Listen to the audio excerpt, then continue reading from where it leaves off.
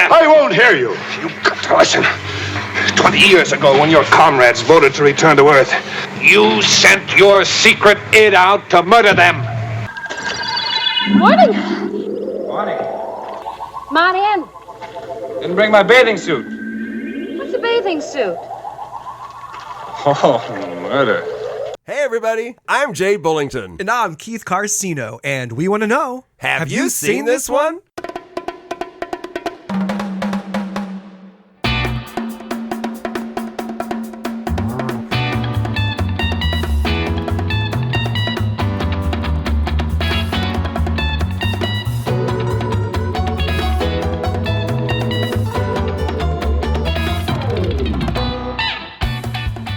I know you're a big coffee guy.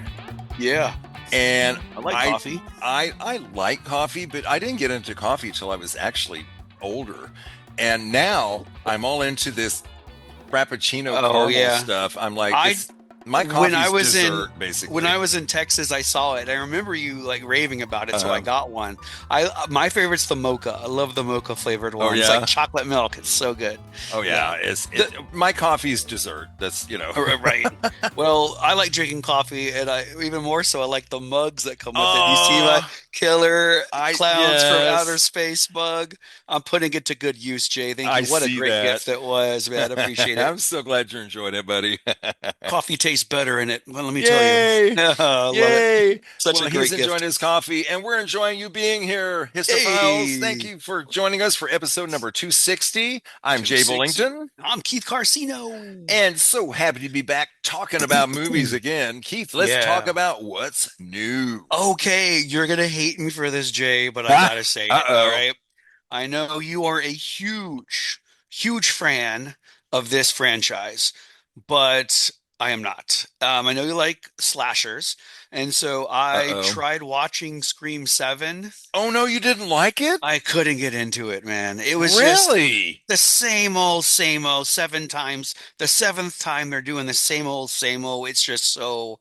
Okay, I will say this. Yeah. Scream got me in, like hooked me with the very first one, the opening scene with Drew Barrymore in the house. Classic. Classic. Exactly. Oh, it was done so well. And I actually liked the first one, but I felt like everyone after that is another, all right, we're going to put some random person, try to guess who it is. It's a who you done it slasher film. Well, that's Scream. I know that's the idea. No. But so you didn't think the scene on the stage where they killed where she was hanging? That was pretty cool. The way she like swinging back and then forth. The scene in the bar where they were all getting. Yeah. I mean, there were some really good fun scenes. One is like it's played out, and it just didn't scare me. Like it doesn't really. I know it's a human behind the mask, and the mask itself, the ghost face mask, it's kind of just. It doesn't. I don't know. It doesn't have the same weight it used to have. To me, it's still classic. Okay, my only disappointment in Scream 7, to me, the real disappointment, and we talked about this on Latrice's podcast, Horror Movie Warriors. The reveal of the killer was not. It was like, yeah, okay, it was like a letdown. Compared to some of the others, some of the other ones, that have been just shocking. I enjoyed it a lot more than you, obviously. Clearly, I don't know. It wasn't terrible. It's also one of those movies that it is fun to watch. Like I love. It's interesting. It's interesting in the sense that, I don't know, I love the way that it's kind of new age. It feels like it's done well. Don't get me wrong. It just, it just didn't scare me the way other movies do. I love the little in jokes that they put in, like when Courtney Cox and when Gail and Sydney are talking, and Gail's telling, and Sydney's saying, what's with your hand or something, and Courtney's like, oh, be glad you missed that mess in New York. And it's a joke because Sydney blanking on her name. Sydney Nev Campbell. Thank you. Yeah. Yeah. Nev Campbell. she was not in Scream 6 because there was a money dispute, and so she wasn't in the one where it's set in New York. Oh, I remember so it's that. a joke saying, "Oh yeah, you missed. You'd be glad you missed that one." Okay. It's like, yeah, she did miss that one. But we all know why. So anyway, I enjoyed it more than you, obviously. But sorry you didn't like it. It's all right. Not for everybody. This other one, though, it's this next movie I'm thinking about is from 2025. It's called Exit 8. Have you seen this one or heard of it? I have not seen it. I've heard of it. Tell me what you thought. It's an interesting concept. It's basically this guy gets off of a subway and is walking through the subway station talking to he just found out that that his fiance or wife, girlfriend, whoever is pregnant. And he's like, he's kind of wrapping the head around being a father. And so halfway through the conversation, the phone just like the connection drops. There's no reception. And he walks into this kind of corridor. It's like a winding corridor, and it says exit 8 on top. Mm-hmm. And every time he walks through it, he keeps walking and comes up to another sign, and it says exit 8. And it keeps saying exit 8. Then he starts to realize that there's the same person that walks by him every time in the same fashion. Okay, what does this remind you of? Hold on. Blanking right now. It makes me think of Backrooms. Okay, yeah. Yeah. Because in order to get through this kind of maze, he's got to find different anomalies. And there's like directions written on one of the walls that says, if you see an anomaly, turn back and go in the other direction. Okay. And so every time they walk through the corridor, they're looking around to make sure that everything checks out. And when something doesn't, sometimes it's very, very obvious. Like there's no way you can't unsee that. There's other times where it's very hard to see, and it's interestingly done. I thought it was a good movie. I really enjoyed it. I would recommend it. I think it's based off of a video game. I don't know anything about it, but I think it's a video game. It's very similar to it. But it was an interesting concept. It sounds like a puzzle, It is. That's exactly what it is. And it's interesting because if they make a wrong move, then it goes back to level 0, and they have to start all the way back over again and start to notice the same kinds of anomalies. When you see an anomaly, or if you don't see an anomaly, if you take the correct route, then it'll say level 1. And if you see the anomaly and then you turn back around and say level 2, and you have to get to exit 8 in order to make it to the end. And so I thought it was a cleverly done movie. It is in subtitles. I think it's Japanese, or it's like Japanese horror, I want to say, but I was impressed. I thought it was done well. I would recommend it. J-horror. Yeah. I love it. So exit 8, check it out. I recommend it. Okay, cool. That's all I got, though. How about you? Anything new for you? I'm listening to a really, really fun book. It's called With Love, Mommy Dearest, The Making of an Unintentional Camp Classic by A. Ashley Hoff. Mommy Dearest is a movie that you will eventually be watching. I've seen it. Oh, you've already seen Mommy Dearest? Okay. I love it. So that movie, I'll never forget when it came out.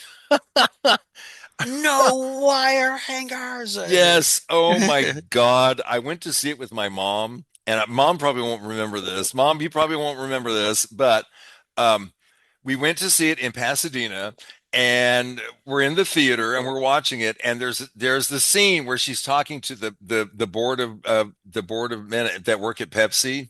And she says, pardon my language, "Don't fuck with me, fellas. I've been to the rodeo." And at this point, I can't hold it in. I burst out laughing. I'm losing it. And my mother's like, shh, shh, shh. You're not She's thinking this dramatic movie, they really thought they were making the most wonderful dramatic film ever, and that she would win an Oscar for this incredible performance. And then this thing comes out, and it's the most bombastic, crazy movie that you've ever seen. It's like, what the hell? And the behind the scene, you think the movie's crazy. The behind the scenes stuff is crazy. Even crazier. It's so much fun to listen to. I'm having so much fun. A movie came out last year, 2025, Spinal Tap 2, The End Continues. Okay. Spinal Tap 1. What a great comedy that one was. I mean, I bought this, and then I put off watching it because right after I bought it, the director, Rob Reiner, was murdered by his son. Mm-hmm. And it was like, oh, I'm not ready to watch this. His final film, and he's in it, because he's on screen as the director, the fictional director.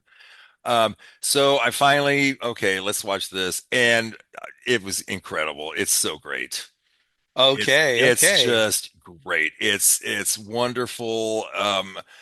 The continued story of these guys are old, so much older now, and their lives have changed, and it's just so much fun. And so many people come back from the original. Good. So many people from the back, like side characters and stuff, they pop back in, sometimes just for one scene real quick.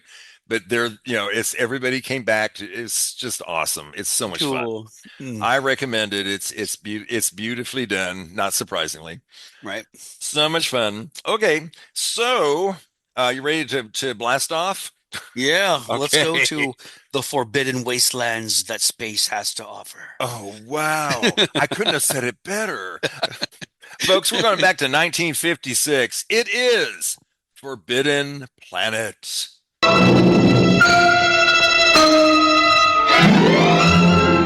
Imagine yourself as one of the crew of this faster-than-light spaceship of the future, sharing their curiosity to know the unknown, their tension, their readiness for inconceivable adventures. When you reach the Forbidden Planet, you will meet Dr. Morbius, played by Walter Pidgeon. The doctor is sole owner of this fabulous world. Anne Francis is his alluring daughter, Alta, who has never seen a young man until she meets Commander Adams, played by talented Leslie Nielsen. You explore all the wonders of a vanished civilization. You travel deep down into the heart of the Forbidden Planet to discover the incredible marvels of this lost genius race. These magnificent scenes in striking Eastman color stagger the imagination. Yet the wonders of the planet Altair 4 conceal a strange and evil force, unknown, irresistible.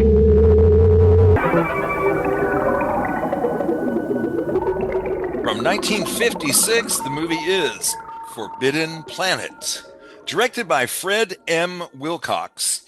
And I don't usually talk about this much, but I have to add that the music, or rather what they list at the beginning, the electronic tonalities were created by Lewis and B.B. Barron.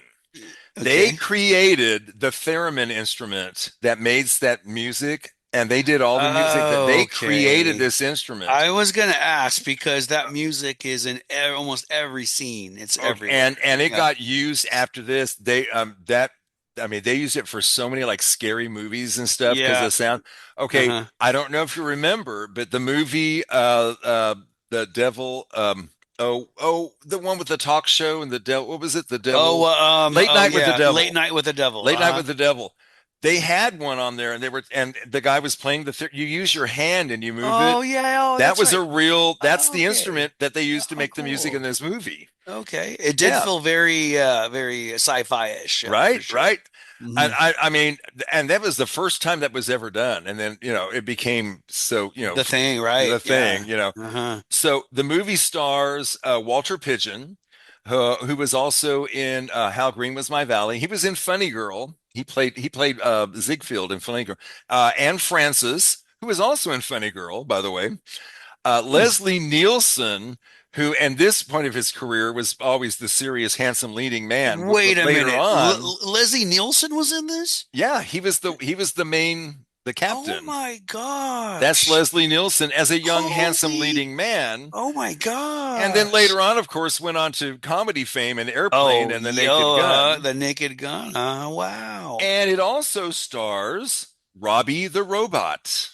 Hey, his acting debut here. He did a good job, Keith, too. I didn't tell you this, but we do have a special guest with us today. Okay. That guest is... Hey, you have a toy Robby, actually a robot. The Robot. Wow, he's say big. Hi, Robby. I can't hear him, but he looks cool. He lights up and everything. He actually, his legs move and everything. Oh, neat. Really, that's a cool little toy. I mean, look, you see his legs. Oh, nice. And the little thing in his head turns around. And I remember being in some little antique shop there in Austin after we saw, what is it? the last day or the day, not the day after tomorrow. What's the other one with the robot? The end of the world. The day the earth stood still. Yeah, thank you. And I remember seeing that robot, and I instantly recognized it because I wouldn't have even seen or recognized how I would have seen that and just thought nothing of it. But after seeing the movie, I like got excited because I know that. I've seen that. We just covered it. Yeah, in fact, it's cool to see a toy that was just like that. That robot's name is Gort. Gort, that's right. Gort. That was the toy. Yep. Here he is. Yep. Not as cool as the other one. But it is the Robby one. He does wind up and walk, though. Oh, so sweet. he is pretty cool. Yeah. That is pretty cool. And he's metal. He's actually metal. Where of course Robby's plastic. Plastic. You know? Yeah. Cool. But cool toy. Yeah. Good stuff. My robot collection. You have a little collection of figurines, which I'm sure are worth millions. You know. It was an investment, you know. It's gonna pay for your retirement right there. Absolutely. I'm retiring, but it's not paying yet, but we'll see. All in due time, Jay. Yeah. All in due time. Come on, Robby, bring it in. Oh, excuse me. Sorry. Summary. A starship crew in the 23rd century goes to investigate the silence of a distant planet's colony, only to find just 2 survivors. A powerful robot and the deadly secret of a lost civilization. Well, you found a little more than that. I mean, you found Dr. Morbius and his daughter happen to be there, which is the 2 survivors. They're the 2 survivors. Oh, okay, and then a robot, right? And the secret. They found these things. Oh, sure. Yeah. I gotta say, I was not expecting much from this movie. It's from 1956. I know. And it's a sci-fi movie, so I'm coming in with very low expectations. Yeah, which is funny because the 50s was a big time for science fiction, right? But not all of it's good. You know, a lot of it was cheap. A lot of it was, really right. So yeah, exactly. Yeah, iffy special effects. So this film was shot in Eastman color and CinemaScope. Ooh, fancy. This landmark film is considered one of the great science fiction films of the 50s, a precursor of contemporary science fiction cinema. It also, I'm sure you noticed, Star Trek took a lot from this. Never been a fan of the Star Trek. Oh, really? See, yeah. I'm not really now, but when I was a kid, the TV show, when I was a kid, my friends and I, we watched. We would do the Star Trek thing. Like my fingers, my fingers arthritis won't let me do it. But there we go. Yeah. Live long and prosper. Well, we would, as kids, we were really into, and so when I saw this, I'm like, oh my God, Star Trek took that. They took that. Star Trek they took so much. They were inspired by so much in this movie. Also, this movie is compared. It's very much based on William Shakespeare's The Tempest, the play. And a lot of it's considered kind of a loose adaptation, but it's very much based on The Tempest. That was their inspiration. Okay. Which I have to. I'm not a Shakespeare. Same. Yeah. I was in a play in high school one time. Midsummer Night's Dream. I was in that play. Not Midsummer Night's Dream. It was, I can't remember. I don't even remember the name of the one I was in. But I played an old man. That's all I know. I played an old man and I walked hunched over. I was pretty bad. Well, we all were. So in the 23rd century, after more than a year's journey, the United Planets starship, the C-57D, I don't know why I remember that. C-57D. Anyway, it sounds like a bra size to me. It arrives at the distant planet Altair 4 to determine the fate of the ship Bellerophon. I never can say right. Bellerophon. So it was there 20 years before this. Now, Dr. Edward Morbius, one of the original scientists of the expedition, he warns them, don't come here. When they're going to go rescue them and find if anybody's there. And he's saying, save yourself, don't come here. But Commander John J. Adams, that's Leslie Nielsen, he ignores this. Says, no, our orders are to come and I'm going to follow my orders. I'm not listening to you. It's our cognate mission. Yeah, you got to And Morbius is like, I warned you.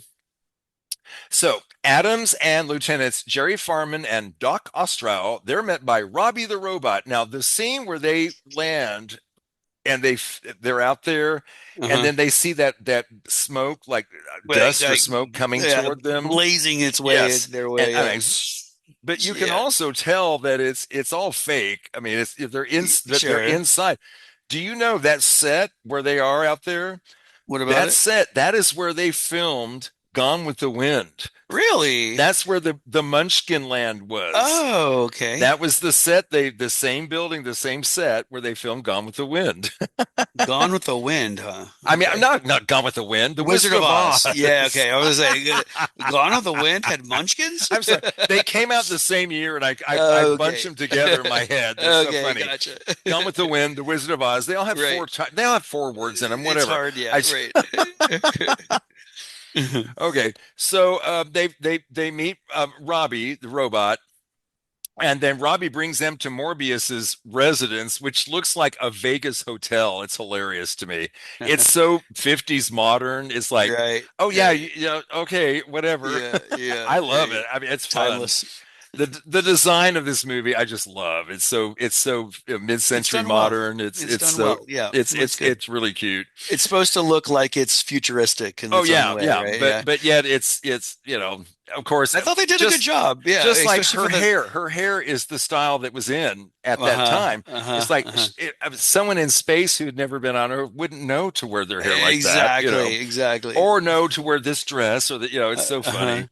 Anyway, so Morbius describes how all the members of their expedition had been killed one by one by an unseen planetary force, with Bellerophon being vaporized as the last survivors trying to escape. Only Morbius, his wife, who Morbius claims later died of natural causes, and then their daughter Altera, they were somehow immune. Somehow he and his wife and his daughter were okay, That's but everybody else died. Something odd going on there. Mm-hmm. So Morbius says, I'll help you get home. I'll help you get on your starship and go home. But Adam says, no, I have to get my instructions. I have to get my instructions. I don't take instructions from you. Mm-hmm. He was polite, but firm. Firm. Mm-hmm. So the next day, Adams finds Farman, the guy in his ship, kissing Altera, and he's trying to. She's like, I've never been around another man besides my father. Oh, what is a kiss? And she's like, oh, let's try that again. And he keeps doing it. It's so funny because it's on. I've got it on in the background right now. This scene is on. And he keeps kissing her, and it's so funny because she's like she's very scientific about it. She's so unaffected emotionally. Anne Francis, I love Anne Francis in this movie. I think she's so cute. Like when she comes in, and he's like, "I told you to stay out," and she said, "Well, you said I couldn't eat lunch. I'm sure you didn't say anything about coffee afterward." She's just so adorable. Yeah. And then when she's swimming, and she says, "Come on, go swimming with me," and he says, "Oh, I don't have a suit." And she said, a bathing suit. And she said, what's a bathing suit? Then she's like, oh, never mind. I'm getting out. And she goes to get out, and she's supposed to be naked. But did you notice that she had a flesh-colored swimsuit on? Oh, is that what it was? Obvious. Okay. I mean, I thought that they were just trying to cut just right so that it would. If you look, you can see it's a flesh-colored bathing suit. It's so funny. This movie is rated G, which is general audiences. I really think it should be PG for parental. I'm surprised it was related. I mean, for that scene alone, if someone's skinny dipping and you think it's okay for general audience, all ages are admitted to see that. But you didn't see it. I know, but there's kissing and sexual things going on, and it's so funny to me that there's a scary monster too. This is the issue that you have with this movie. That's so funny. I have an issue with it. It should not be the rating. PG. Okay, so your issue is not with the movie. Your issue is with the rating. The rating, system. right? The MPA rating. Okay. It should be PG, but anyway. Okay, so she's kissing Altera. Altera's kissing her, Farman, and she's like, I don't, whatever. And then he says, no, Farman, get out of here. And she's like, and he's like, why are you wearing that? And you shouldn't wear dresses like that because it makes them look at you. Well, he's the one. He's like really looking. Of course, they're all looking at her. She's gorgeous. Of course, right. But he's looking at her too. But guys who probably haven't seen a woman in how many years, right? Yeah. Okay, so that night, an invisible intruder sabotages their communications equipment aboard the starship. The next morning, Adams and Ostro, they go to Morbius's residence to discuss it, and while they're waiting there, Adams happens upon Altera swimming. That's the swimming scene. So then she gets out and she puts on, she's, oh, you can look now. And she has a dress that's, everything she wears is glamorous. Right. But this is like she a long, designed it herself. Oh no, she had Robby the Robot makes everything. He can make anything. He can make alcohol, remember? Oh, a lot of it too. A lot of alcohol. Yeah, for Earl Holliman plays the cook, and he wants some hooch. And Robby picks like enough to last. Right. How does 37 liters work? Yeah, it was like which this guy would go over probably in a weekend, but it was like 100 gallons of it. It's a big pile of it. Yeah. But he's like, "You're my friend for life, Robby." Right. Thanks, buddy. How I'm going to sneak all this back on board? Yeah, he was. That was a cute scene. So, she after they talk about it, and he says, "Hey, I'm sorry I talked that way to you," and then they kiss, and she obviously likes feels this it kiss this time, because she puts her arms around him this time, and then they see a tiger, and he's like, "Oh," and she's like, "Okay, it's okay. He's my friend. We're friends." And then the tiger starts to attack, and he zaps it with his laser, and she's like, "Why would he do that?" She said he's never done that before, but something's changing. Well, I think he did that because she was with him. I don't know. Like I don't know what we're supposed to think. But that's what I was thinking. Protective. Anyway. Right. So Morbius appears, and he tells Adams and Ostro, I've been studying the artifacts of the Krell. Now they are this highly advanced race of beings that mysteriously died in a single night 200,000 years before. And there's a device that they had that enhances your intellect, which Morbius had used, but he barely survived using it. It makes you smarter, but it also makes you can go insane or die from this thing. So his intellectual capacity has doubled now because of this thing, though. Okay.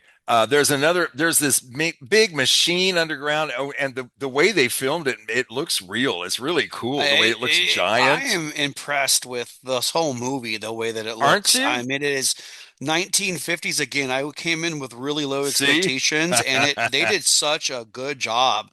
And this scene is probably one of the best I've seen, just by showing the depth and how intricate and well made everything is. It really looked the actors said that the set was just like amazing. They said they felt like they were on a ship. Right. And they really felt like they were there. Yeah. It makes me think of years later, Alien. The actors said the same thing about that ship, although that was a different, instead of being vast, it was big, but it was all very claustrophobic, and they really got that feeling in there. Sure. Yeah. So Adam says to Morbius, you've got to share these discoveries with Earth. And Morbius says, no, humanity is not ready to receive such limitless power. And the first time I'm seeing this, even as a kid, I'm thinking, but you are? Right. And it's obvious to me that he sees himself as above everyone else. Well, that's what happens when he drank the juice, you know? And he drank the Kool-Aid. I don't want anyone else except myself to know. It's too powerful. It'll kill you. But for me, it's okay. I'm immune. Sure. Oh, yeah. And my family. Oh, of course. It's inherited. Yeah. It's an inherited immunity. Apparently so, yes. So Farman, he builds this force field fence around the starship, but this unseen intruder, he passes through it and murders Chief Engineer Quinn, who was repairing the damaged communications equipment. So Morbius warns Adams, he's like, if this is going to happen, this is going to continue like it happened. Well, okay, this is, and oh man, I remember especially as a kid seeing this scene. That night, the intruder is they can hear him. They know he's coming. And then it gets to the force field and you see the creature, the outline of the creature. Yeah. And it kills Farman and two other crewmen. That creature, they got someone from Walt Disney Animation Department to animate that. Oh, really? That's who did. Yeah, they got Disney animators to do that. And I love that scene. It was done well, yeah. That scene, I thought it was so cool. And the way it picks up the guy, and the guy really goes thrown in the air, you know? Right, it's like, as a kid, man, this is blowing my mind. The monster looked cool, too, and it's invisible, so you could only see it when you shot at it. You could see, like, the electrical outline of it, which is really neat. And see, I watched a documentary about it. I've got it on disc, of course. And I mean, people like Steven Spielberg are talking about this movie. Oh, wow. And Steven Spielberg was saying that as a kid, he was disappointed that he didn't get to see more of the monster. He wanted to see, and he wanted to see the Krell too. I think, but I know what you're going to say next. I think part of the beauty is the unknown and leaving the suspense. He said, of not, as he got older and watched it again, he's like, "Oh no, that would ruin this." It was like, you don't want to give him too much. Exactly. Right. I agree. So anyway, so then when Morbius wakes up, though, because Altera screams when she sees this, and Morbius has been asleep through all this. When he wakes up, the creature disappears. Connection, maybe? I don't know. A little suspicious there. So Adams tries to persuade Altera, leave with me. And Ostro sneaks away and uses the Krell intellect enhancer, but then it kills him. It's too much for him. Right. But before he dies, he tells Adams that the underground machine's purpose was to create anything by mere thought anywhere on the planet. But he tells Adams the Krell forgot one thing: monsters from the id. And the id is a big part of this. The id is the subconscious the ego, the id. Yes. The machine gave the Krell's own subconscious desires free reign with unlimited power, and caused their own extinction. They basically killed themselves because of it, So Adams says, "Oh, Morbius has got this now," and Morbius created this thing, but Morbius won't believe it. "Oh, I would never do that." Yeah. So Altera says, "Father, I'm leaving. I'm going with that. I'm leaving." And then Robby says, "The creature is I'm sorry. The creature is approaching. It's approaching." Nice. And Morbius commands Robby to kill it, but Robby knows it's Morbius, and they made a point of this early in the movie. It won't attack. If you tell Robby to attack a human, he is programmed. He freezes. He can't do it. And because he knows this is really Morbius, he can't attack it. He knows. He's programmed to never kill a human. So Adams, Altera, and Morbius, they hide in the Krell laboratory, but the creature melts its way through the thing. I love how the doors melt. It's coming right. It's so cool looking. You only have so much time. Yeah. It was cool too how that giant machine, how it could show you its unlimited power, and you could see like different components light up slowly as it gained more and more power. And at this time, the whole thing is like going haywire because there's this giant entity that's trying to enter. It's crazy. And now he knows it's him. And he finally says, "Oh my God, it's my own self." And I can't remember the dialogue, the line, but he's so true. It's very Shakespearean. Right. It's my own self at that door, and I have no power to stop it. So he finally says, "Oh," but he gets fatally injured by the creature as it vanishes. Before he dies, though, he has Adams activate a planetary self-destruct system, warning them, "You got to get out of here, because you got to be in deep space." So, and then at a safe distance, Adams, Altair, and Robby, they got Robby, and the surviving crew, they witness the Altair 4 exploding and completely gone. And I love the music, the electronic tonalities they use for this scene. It just really is effective. Sure. And then Adams says, "In about 1 million years, the human race will stand where the Krell did." And then they embrace each other as the C-57D heads back to Earth. I'm glad they brought Robby back, because they needed some artifact to prove, some type of evidence that where they came from had this technology. I love that. Robby the Robot went on to be in a TV show called Lost in Space. Oh, really? Oh, I thought you were saying Robby the Robot won all these awards for his work. But he went on to be quite famous. That's cool. Good for him. He was on Lost in Space, and I mean, I'm telling you, kids had these toys like all sizes, and he was so popular. And he was like, well, Forbidden Planet, it pioneered many aspects of science fiction. It was the first sci-fi film to depict humans traveling in a human-made, faster-than-light starship that had never been shown. It was the first one set entirely on a planet orbiting another star far away from Earth and our solar system. Robby the Robot character, that's the first time a robot was just not a tin can on wheels. This is the first time a robot was actually a real character, you know. Right. And a lot of firsts here in this movie. And of course, there's the electronic musical score, which was amazing. The effects team was nominated for the Academy Award for special effects, and oh my gosh, I mean, I love this. The poster for the film, you know, showing a menacing robot carrying this girl collapsed. That was a staple of monster movie posters in the 50s. And they used that just to get people into the theater. Sure. But nothing, you know, that's not Robby. Robby is the kind character. You fall in love with Robby. Right. Yeah. Right. So critics, you can, you know, and I'm going to use some quotes that were made more recently. David Kerr, and most of these people I've quoted before. David Kerr, Chicago Reader, in 2011, an engaging 1956 science fiction gloss of Shakespeare's Tempest. Okay. Matt Brunson, I've quoted him before, Film Frenzy, said it this year. One of the undisputed classics of sci-fi cinema, Forbidden Planet is a far-flung adaptation of Shakespeare's The Tempest with a smattering of Freud tossed in for good measure. The id part, brought in that psychological side. Right? Sure. Yeah. And then Nell Minow I'm sorry, sir. I'm sorry, ma'am. Nell, miss. Common Sense Media in 2010 said, classic 50s sci-fi flick, it's campy fun. The scores, IMDb 7.5. That's pretty good. Okay, very Rotten Tomatoes, tomato meter, 92%. Dang, okay. I could not find a bad review. Oh, wow. I really couldn't. I couldn't find a bad review.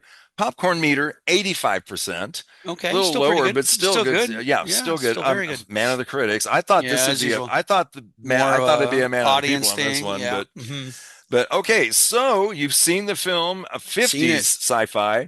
Would you recommend this movie? Absolutely, man. I really enjoyed this one. Yay. This one was surprisingly good. Again, I came in with low expectations, knowing it's a sci-fi 50s movie, so I didn't expect it to be so beautifully shot and done so well. It was it was a very good movie. Enjoyed it very much and would highly recommend it for sure.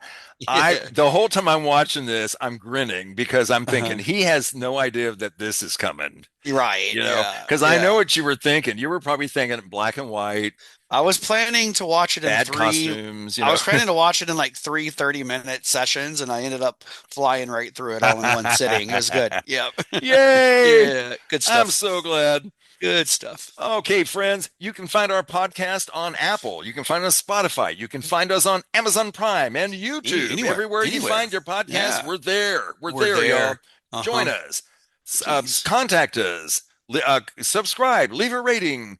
Or tell us to go to hell. Whatever. We just want to hear from you. Banished to the Forbidden Planet. That's right. That's right. You can banish us, but we just want to hear from you. We don't care. Okay, next time we are going to finish our visit. It's been a long time. Journey. The Star is Born. Through the world of A Star is Born. We are going to the 2018. As far as we know, the final version of it. There might be more because people keep Lady coming Gaga back and version, doing it. Right? Yeah. Star is Born, directed, of course, by Bradley Cooper, starring the incredible Lady Gaga. And we're also going to talk about the film that inspired all of the Star is Born films. It's called What Price Hollywood from 1932, directed by George Cukor. Wow, and we're going to, of course, be doing this with our friend Shauna West because she's been on this journey with us. Excellent, cool. Can't wait to hear what she thinks of The Star is Born. Now, she and I watched What Price Hollywood together. She came over and watched it. Yeah. Oh, okay. So we got to watch it together. We tried not to talk too much about it, but but there were some things we just couldn't help but blurt out. You know, absolutely right. So we'll repeat them. Don't worry. Happens. Okay, good. Don't forget. All righty. So next time. Next episode 261, I guess. Yeah. Wow. Okay. Rolling along. What Price Hollywood with Shauna West. Until then, folks, I'm Jay Bullington. And I'm Keith Carcino. And keep looking to the stars and out in space. Even at the forbidden planets, just look at them. Don't go there. Just look at them. Never stop and watching whatever movies. You do, just, keep watching movies. Yeah.